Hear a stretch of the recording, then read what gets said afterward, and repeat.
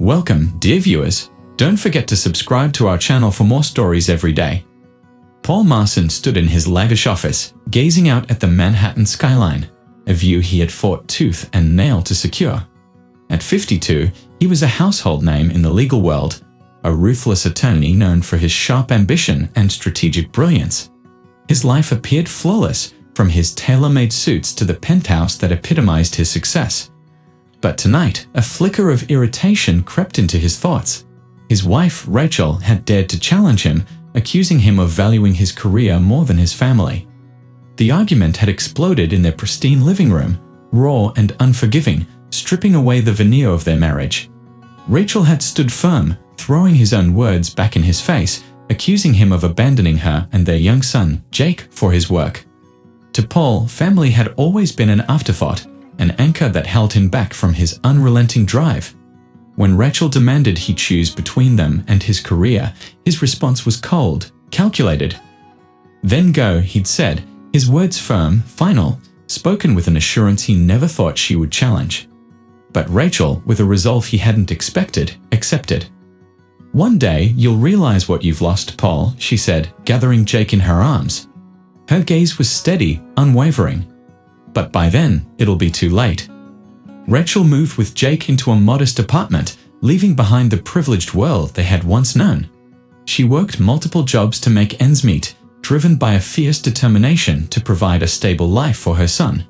She became both mother and father, filling their home with warmth and love, teaching Jake the strength of resilience. As Jake grew up, he heard the name Marston often, but it was his mother's influence that truly shaped him. It was her unwavering strength and grace that inspired him. He watched her work tirelessly, admired her dedication, and learned to value integrity above all else. Though he was fully aware of his father's towering success, Jake had no desire to follow in his footsteps. He had quietly resolved to carve out his own path, one where family was never sacrificed for ambition. When Jake entered law school, it wasn't to chase power or prestige. He wanted to make a real difference, to fight for justice, not just win cases. Law school tested him, but he thrived, fueled by a passion that set him apart from the rest. His professors quickly recognized his sharp intellect and commitment to ethical law, and before long, Jake was known not for his father's legacy, but for his own merit. By the time he graduated, Jake had firmly established himself as a rising star. His decision to join a firm renowned for its integrity only reinforced his determination to build a career that stood apart from his father's shadow. And one evening, as he sat alone, poring over case files late into the night, Jake's phone rang. A call from his firm's managing partner, a man whose no-nonsense demeanor rarely left room for small talk. "We've got a case that needs your expertise, Jake," the partner said, his voice tight with tension. "It's a corruption case involving a high-profile attorney, Paul Marston." Jake's grip on the phone tightened. The name hit him like a punch to the gut, stirring up memories he had tried hard to bury. He paused for a moment, collecting his thoughts before responding. "Sent me the files," he said, his voice steady, though a storm was raging inside him. In the days that followed, Jake buried himself in hours of research, sifting through evidence that painted a damning portrait. Financial records showing bribes, emails hinting at collusion, contracts tied to fraud. A web of deceit spun by none other than his father. Paul Marston, it seemed, had not only sacrificed his family, but had built his empire on lies and manipulation. As Jake prepared for the case, he found himself at an agonizing crossroads. Could he truly prosecute his own father, the man who had shaped his life, for better or worse? Now, Paul represented everything Jake despised in the legal profession. Rachel, sensing his inner conflict, reminded him of the values she had instilled in him. "Do what's right, Jake," she said gently. "Integrity matters more than loyalty to someone who never valued it." When the trial date finally arrived, Jake stood firm in his resolve. He would seek justice, not out of anger, but out of a sense of duty to the law. The courtroom buzzed with anticipation on the first day of the trial. Reporters and spectators crowded every seat, eager to witness the fall of Paul Marston, a titan of the legal world.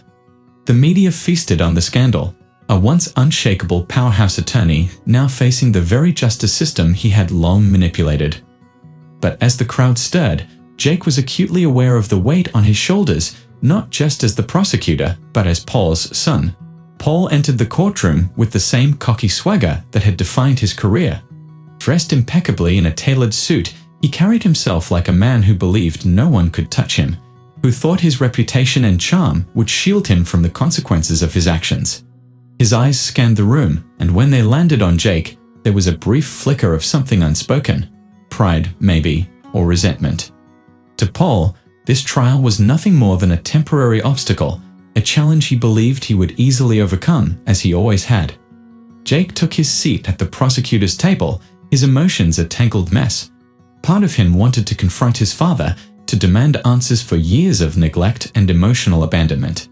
But another part of him knew the truth. His duty was to the law, to his clients who had been wronged by Paul's actions. This case was bigger than family. It was about integrity, about ensuring that no one, not even Paul Marston, was above the law. Jake's opening statement cut through the tension in the courtroom. His voice was calm, but with a quiet intensity that held the jury's attention. He laid out the facts, detailing the full scope of the corruption scheme his team had uncovered. His words were deliberate, each point carefully crafted to highlight the severity of Paul's actions without descending into personal vendettas. As Jake spoke, he felt the weight of the courtroom's gaze upon him. A subtle shift rippled through the room. This was no ordinary prosecutor. This was Paul Marston's son, a man standing against his own blood in the pursuit of justice. In the days that followed, witness testimonies and evidence painted a damning picture of Paul's manipulation. Clients who had trusted him spoke of betrayals, contracts that had been altered, and bribes that flowed like a river, all designed to secure his clients' positions. Jake's team introduced financial records tracking payments funneled through offshore accounts, emails laced with threats, and confidential documents forged to maintain his father's stranglehold on the industry. Despite the mounting evidence, Paul remained outwardly composed, confident that his sharp legal mind would find a way to slip free of the trap closing in on him. He whispered commands to his defense team, but it was clear they were struggling to find a way to counter the overwhelming tide of proof against him. Then, Jake presented the pivotal piece of evidence, a signed contract that Paul had long believed was destroyed, directly linking him to one of the most notorious bribes in the case.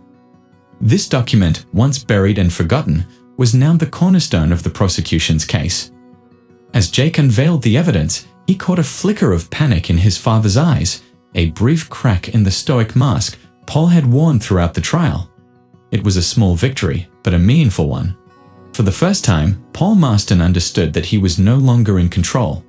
He was caught in a web of his own creation, with his son now holding the threads. Jake's inner conflict was palpable. For years, he had worked tirelessly to distance himself from his father's shadow, building a career based on integrity and truth. Yet now, he found himself in the role of judge, jury, and potential executioner. As he cross-examined witnesses, presented evidence, and dismantled Paul's defenses, his mother's words echoed in his mind. Asterisk integrity, Jake.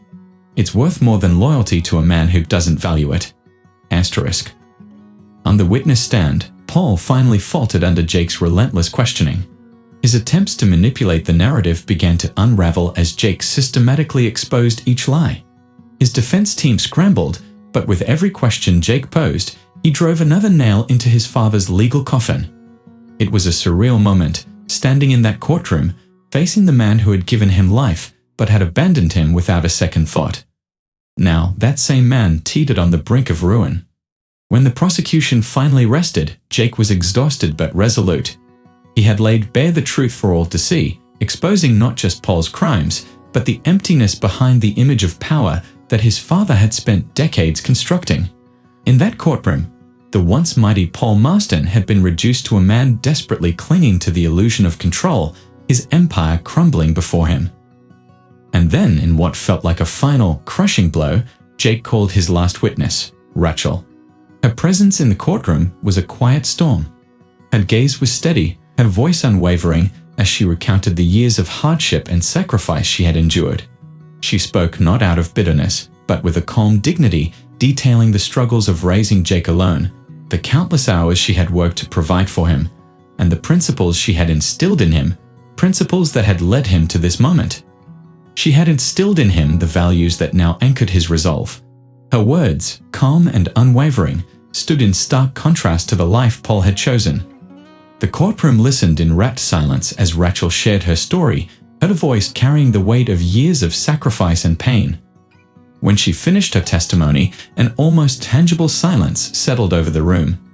Paul sat unmoving, his usual bravado shattered by the raw truth that had been laid bare before him. The man who had once ruled the legal world now sat reduced to a figure of pity, not only exposed as a criminal, but as a father who had abandoned his family in his relentless pursuit of power. In the quiet stillness of that courtroom, Jake felt the full weight of his choice. He had chosen justice, even when it meant standing against his own blood. He had honored the values his mother had instilled in him, values that had guided him to this moment. As the jury filed out to deliberate, Jake knew that no matter the outcome, he had chosen his path, a path that was his own, free from the suffocating shadows of his father's ambition. The trial wasn't over, but the reckoning had begun. The jury's deliberation was brief, but to Jake, each minute dragged on, each second stretching like an eternity. He sat at the prosecutor's table, the enormity of his decision weighing heavily on him. Rachel sat quietly a few rows behind, a pillar of strength in the midst of the storm. Her steady presence was a reminder of why he was here, why he was doing this. She had raised him with unwavering principles, and now those same principles were the foundation that sustained him as he faced the man who had discarded them both. When the jury finally returned, their expressions were solemn, and a murmur rippled through the room. Jake stood, his gaze unwavering as the foreperson read the verdict. Asterisk guilty on all counts asterisk, the words hung in the air, thick with finality. Paul Marston, once a titan of the legal world, had been brought down, not by a rival, not by a scandal, but by his own son. It was a cruel twist of fate that no one in the courtroom could ignore. The judge turned to Paul, his face neutral as he pronounced the sentence, a lengthy prison term, his career destroyed, his reputation irreparably tarnished. For the first time, Paul's composure cracked. He sank into his chair, the weight of his downfall pressing on him like a physical force. He glanced at Jake, his face a mixture of disbelief, regret, and something else, perhaps the recognition of the consequences of a life spent chasing power at the expense of those he should have cherished. After the sentencing, as the courtroom began to empty, Paul was escorted out in handcuffs. But before he was taken away, he turned to Jake, his voice barely a whisper. "Jake, you're my son. Please help me." The words were almost pleading, a stark contrast to the arrogance that had once defined him.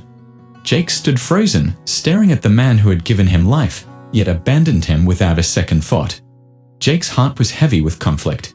Here stood the man who had cast him and his mother aside, who had chosen ambition over family, now stripped of everything he'd once valued. The irony was sharp, and for a fleeting moment, Jake felt a pang of pity. But then he remembered, it was Paul's choices that had led him here, the result of a life spent pursuing success at the cost of loyalty, love, and family. "I became what you never could, Dad," Jake said, his voice quiet but unwavering. "I upheld the law, even when it meant standing against you." There was no anger in his words, only a deep sense of finality. He had done what he believed was right, and in doing so, he had freed himself from the shadow of his father's influence. Paul's gaze lingered, searching for a flicker of forgiveness, a sign that his son might offer him a way out. But there was nothing. No hope to grasp, no bridge to cross. With one final nod, Jake turned and walked out of the courtroom, Rachel by his side. For him, this was the end of a long and painful journey, one shaped by betrayal, yet defined by resilience. It had ultimately led him to a place of integrity and peace. In the months that followed, Jake's career flourished. His role in the case had earned him respect and admiration from his peers and the public, not because he had brought down a powerful man, but because he had stayed true to the values that had defined him from the start. He had proven once and for all that he was more than Paul Marston's son. He was his own man, guided by the principles his mother had instilled in him, principles that had sustained him through the darkest of times. For Jake, the reckoning was over. He had chosen justice over blood, integrity over loyalty to a man who had never valued him. And as he looked ahead, he knew he had built a legacy of his own, one free from the shadows of his father's ambition, and one that would stand as a testament to the strength of character his mother had always known he possessed. Asterisk, dear viewers, thank you for watching. If you enjoyed this story, please subscribe to our channel to receive more stories every day. We'd love to hear your thoughts. Share them with us below asterisk.